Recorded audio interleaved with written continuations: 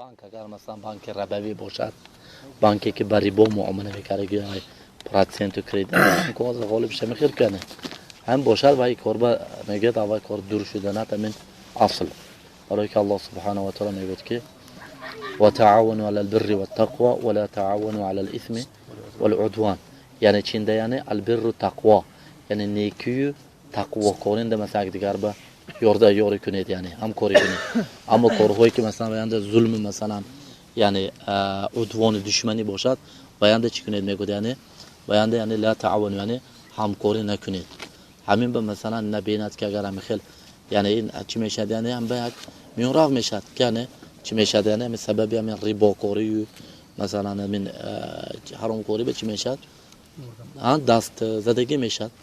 هم به یعنی این کار مثلا دور شدنش هم بهتر، برای که رسول صلی الله علیه و سلم حدیث حسن ابن علی ابن ابی طالب رضی الله تعالی عنهما نمیگوید که دع ما یریبک الی ما لا یریبک، همین چیزی که توی گمان به میبیارد همین ترک کنی، یک چیزی گمان نمیآورگی عمل کن. و حدیث نعمان ابن بشیر ان الحلال بین والحرام بین و بینهما امور مشتبهات لا يعلمها كثير من الناس فمن اتقى الشبهات فقد استبرأ لدينه ولعرضه ومن وقع في الشبهات فقد وقع في الحرام.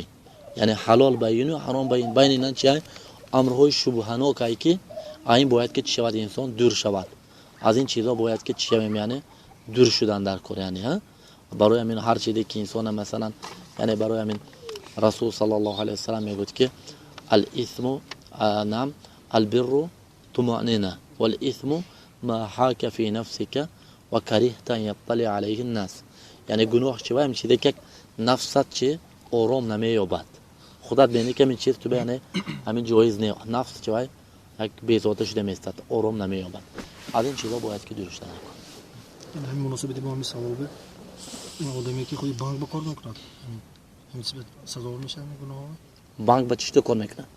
هم پرو عموما اونجا کاسیره شاید اون که کردیت نه هم به درات یعنی وای مثلا چیزایی که مثلا ریبا و حرام چیزای وای با آدم کار نمیکنه، خیلی جواب کار نمیکنه اینجا.